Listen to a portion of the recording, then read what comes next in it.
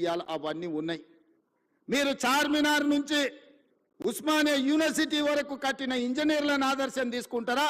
ఉస్మాన్ సాగర్ హిమాయత్ సాగర్ ను నిర్మించిన ఇంజనీర్లను ఆదర్శం తీసుకుంటారా? నాగార్జున సాగర్ శ్రీశైలం శ్రీరామ్ సాగర్ కట్టిన ఇంజనీర్లను ఆదర్శంగా తీసుకుంటారా? నిజాం సాగర్ ను కట్టిన ఇంజనీర్లను ఆదర్శంగా తీసుకుంటారా? నిజాం షుగర్ నిర్మించిన ఇంజనీర్లను ఆదర్శంగా తీసుకుంటారా? లేకపోతే కాళేశ్వరం కట్టిన వాళ్ళని ఆదర్శంగా తీసుకుంటారా? మీరు ఆలోచన చెయ్యండి. ఈ ప్రభుత్వం వచ్చినాక గత 10 ఏళ్లలో నిర్మించినాయి ఏవైనా సరే ఎక్కడికైనా వెళ్దాం. ఇవాళ మాటలు మాట్లాడుతున్న మంత్రులకు నేను సూటిగా సవాలు విసురుతున్నా. మీరు కట్టిన డబుల్ బెడ్రూమ్ ఇండ్ల దగ్గరికి పోదామా? మీరు వేసిన రోడ్ల దగ్గరికి పోదామా? మీరు నిర్మించిన అమరవీరుల స్తూపం దగ్గరికి వెళ్దామా? ఈరోజు మేము కూర్చుంటున్న సచివాలయానికి మీరు వస్తారా? లేకపోతే 1,00,000 కోట్లు ఇప్పటికే కాంట్రాక్టర్లకు బిల్లులు చెల్లించిన కాళేశ్వరం, మేడిగడ్డ, సుందిల్ల, అన్నారం బ్యారేజ్ల దగ్గరికి వెళ్దామా? మీరే కడుతురి, మీరే మింగుతురి, మీరు ఉండగానే కూలిపాయి.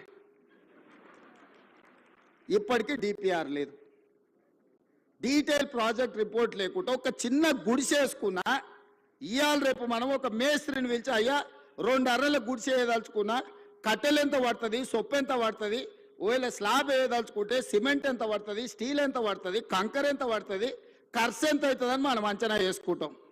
ఒక్క అర్ర ఇల్లు కట్టుకోవాలన్నా, చిన్న పాండప పెట్టుకోవాలన్నా ఒక ప్రాజెక్టు రిపోర్ట్ తీసుకుంటాం మనం. అవునా? 1,50,000 కోట్ల అంచనాలు, 38,000 కోట్ల రూపాయల అంచనా ఉన్న ప్రాణహిత చేవెళ్ళ పేరు మారి కాళేశ్వరమై రీడిజైనింగ్ పేరు మీద 1,50,000 కోట్లకు అంచనాలు పెంచి ఇవాళకి 1,00,000 కోట్లు చెల్లించిండ్రు. 3వ టీఎంసీకి ఇంకా పనులు పూర్తి కాలేదు. ఇంకా రిజర్వాయర్ల విషయంలో కొండపోచమ్మ మల్లన్న సాగర్ గురించి ఈరోజు వాళ్ళు మాట్లాడుతున్నారు. మల్లన్న సాగర్లో ఈరోజు నిపుణులు చెప్తున్నారు, జియోలాజికల్ సర్వే ఆఫ్ ఇండియా వాళ్ళు అది ఎక్కడైతే నిర్మించిందో భూమిలో వర్టికల్ ఒక చీలిక ఉన్నది. 50 టీఎంసీల నీళ్లు నింపిన రోజు అది కుంగిపోయి భూకంపం వచ్చి ఊర్లే తుడిచిపెట్టకపోతాయని చెప్పి వాళ్ళ సాంకేతిక నిపుణులు నివేదిక ఇచ్చారు. గత ప్రభుత్వం ఏ రోజు కూడా 15 టీఎంసీల కంటే ఎక్కువ నీళ్లు నింపలేదు. అట్లాంటి ప్రాజెక్టు మీద 1,00,000 కోట్లు ఖర్చు పెట్టి ఇవాళ కాళేశ్వరం కట్టినామని చెప్పి మాట్లాడుతున్నారు.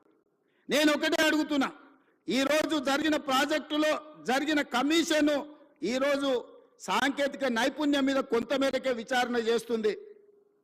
బెస్ట్ సాంకేతిక నిపుణులను నియమిద్దాం.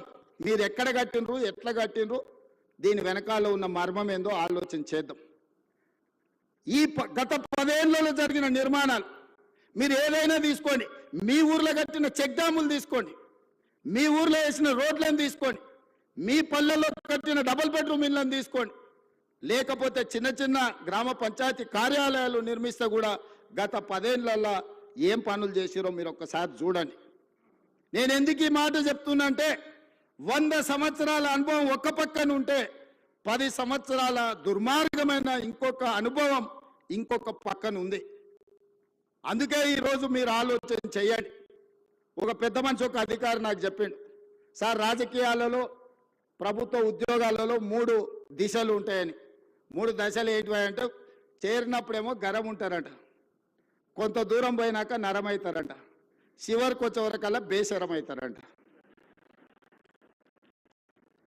దయచేసి చేరినప్పుడు ఏ గరంతో ఉన్నారో మీరు ఉద్యోగ పదవీ విరమణ చేసే వరకు అదే గరంతో ఉండండి, తెలంగాణను నిర్మించండి. ఏ సూక్తి అయితే ఉన్నదో మొదట్లో గరం, తర్వాత నరం, మూడోసారికి వచ్చేవరకల్లా బేసరం అనే ఏదైతే ఉందో నానుడి, ఈ నానుడి నాకు మీకు మాత్రం ఎట్టి పరిస్థితుల్లో వర్తించకుండా ఉండాలి. మనం ప్రజలు అత్యంత విశ్వాసంతో మనకు అవకాశం ఇచ్చింది, ఆ విశ్వాసాన్ని నిలబెట్టుకోవాల్సిన బాధ్యత మన అందరి మీద ఉన్నది. ఇవాళ నేను ముఖ్యంగా 1-2 విషయాలు గుర్తు చేయదలుచుకున్నా, మీరు ఆలోచన చేయండి. గతంలో